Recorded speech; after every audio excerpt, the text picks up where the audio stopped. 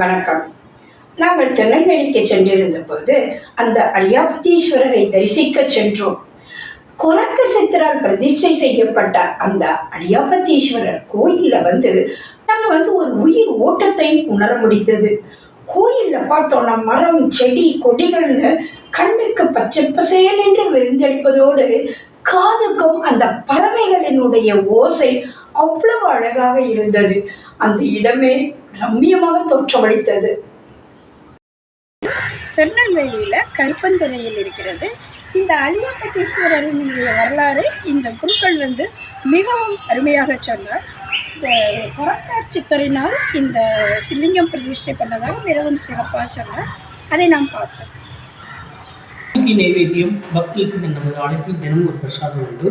காலை மாலை இருவேளையும் பிரதோஷம் பௌர்ணமி அமாவாசை பூஜை அஷ்டமி பூஜைக்கெல்லாம் 4 வகை பிரசாதம் எடப்போட்டாமருடைய சாப்பாடு, திருக்கல்யாணம் வளகாப்புற்சவம் மகா சிவராத்திரி சித்திர விஷயம் அன்னாபிஷேகம் வருஷாபிஷேகம்லாம் 1000 பேருக்கு அன்னதானம் உண்டு.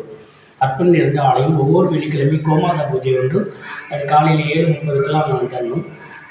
கல்வியிலிருந்து குழந்தை பாக்கி வரைக்கும் அனைத்துக்கும் உணர அர்ப்பணம் இருந்த ஆலயம் மீண்டும் நமது ஆலயத்துக்கு ஆனந்தத்தோடு குடும்பத்தோடு வாங்க வரும்போது சுத்தமான நன்மை ஈரோட்டமாக அந்த காட்சி தான் இந்த தீப காட்சி. அந்த 3 சுடரில் மேல் சுடராடும் நடு சுடராடும் கீழ் சுடர் சாந்தம் கண்ணாடி சுடர் சாந்தம்.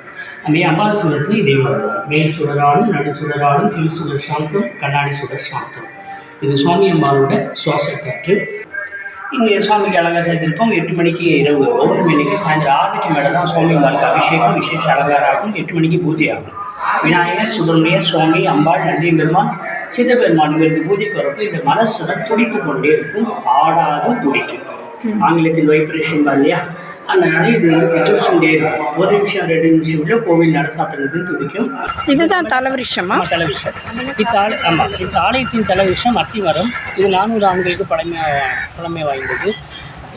எதுபுறம் அக்னீஸ்வரர் ஆலயம் இருக்கிறது. அப்படி அக்னீஸ்வரமாக இருக்கனால இங்கே உள்ள வயல்வெளியெல்லாம் ஒரு 10 கிலோமீட்டர் சுற்றுலாவுக்கு பயிர் வகைகள் கருகி போகும். அப்படி கருகி போடுறதால தான் காரணப்பெயர். இந்த ஊர் பேர் கருப்பந்துறை. டவுனில் கரிக்காத்தோப்புன்னு ஒரு ஏரியா இருக்குது. திருவேங்கநாதபுரியில் கருங்காடு. இந்த 3 ஊருமே அக்னீஸ்வரர் பார்வையினால் கருகி போடுறனால தான் காரணப்பெயர். அவரை சாந்தப்படுத்துறதுக்காக ஒரு பௌர்ணமி தினத்தின் இந்த ஈசனை பிரதிஷ்டை பண்ணுறார் கோரக்க சித்த பெருமான். அவர் மகாராஷ்டிரா மாநிலத்தில் உள்ளவர். இங்கே அத்திரிமலை தவம் செய்துட்டு இந்த பகுதி வரவும் மக்கள் முறையிடாங்க. பயிர் வகைகள் கருகி போகிறது காரணம் தெரியவில்லை. அவர் ஞானத்தினால பார்க்குறார் அக்னீஸ்வரர் தான் அப்படி யாருன்னு சொல்லிட்டு அவர்கிட்ட அனுமதி பெற்று தியானம் செய்து ஒரு பௌர்ணமி தினத்தின் இந்த ஈசனை பிரதிஷ்டை பண்ணி பூஜை புனஸ்காரம் பண்ணுறார். அப்படி பூஜை புனஸ்காரம் பண்ணோடனே அக்னீஸ்வரர் சாந்தமாகிறார். இவரும் அருள்வாளிகனால் இந்த பகுதியை கருகாமல் அழியாமல் காத்ததான் அலியாபதீஸ்வரர். இந்த அலியாபதீஸ்வரன் திருநாமல்லாலையும் உலகத்தில் வேறெங்கும் கிடையாது. அலியாபதீஸ்வரர் இவர் ஒருவர் தான் நமக்காக அருள்வாளிக்கார். இங்கே அம்பாள் பேர் சௌந்தர்யா சிவகாம சுந்தரி. சௌந்தர்யா சுந்தரி என்ற அழகு பேரழகு கருணை கடல். அம்பாள் தலை சாய்ந்த வண்ணம் இருக்கும். இந்த தலை சாய்ந்த வண்ணம் இருக்கிறது பக்தருடைய கோரிக்கைகளை செவிசாய்த்து ஈசென்று சொல்கிறாங்க. குறைகள் அல்ல கோரிக்கை. குழந்தையோட கல்வி உத்தியோகம் சீக்கிரமே சுவாகும். அவளுக்கு சந்தனம் பிராப்தம், நம்மளுடைய ஆரோக்கியமான ஆயுள் தொழில் உத்தியோகம் அனைத்துக்குமே இங்கே அம்பாள்கிட்ட தான் வேண்டிக்கணும். கண்டிப்பாக காரிய அனுகூலமாகவும் காரிய சித்தியமாகும். சுவாமி அம்பாள் பல பொலிவோட அழகோடு இருக்க காரணம் தினமும் எண்ணெய் காப்பு, அவளுக்கு மஞ்சப்படி பால் அபிஷேகம், 3 கால பூஜை. ஆறுமுகம் அர்ச்சகர் அந்த அலியாபதீஸ்வரர் கோயிலின் வரலாற்றை மிகவும் தெளிவாகவும் அழகாகவும் எங்களுக்கு விளக்கி கூறினார். மிகவும் நன்றி. ஊழ்வினை அகற்றும் அந்த அலியாபதீஸ்வரர் கோயில்ல பார்த்தீங்கன்னா அவங்க ஒரே தீப எண்ணெயை தான் பயன்படுத்துவாங்களாம். வேறு எந்த எண்ணெயும் பயன்படுத்த மாட்டாங்களாம். அதோடு பார்த்தீங்கன்னா பால், இந்த கோயிலுக்கு வேண்டிய அபிஷேகத்துக்கு வேண்டிய தயிரெல்லாம் அவங்களே புற ஊற்றி வச்சுப்பாங்களாம்.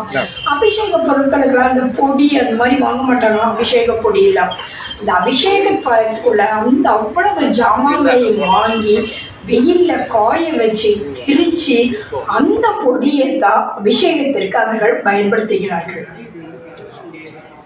கோயிலுக்கு முன்னாடி அந்த மர நிழல்ல உட்காந்துட்டு அந்த பறவைகள் சத்தெல்லாம் கேட்கும்போது அப்படி ஏகாந்தமான ஒரு நிம்மதியை நாங்கள் அனுபவித்தோம். நிச்சயமாக நமக்கு ஒரு பாசிட்டிவ் எனர்ஜி கிடைச்சது அப்படின்னு சொல்லலாம்.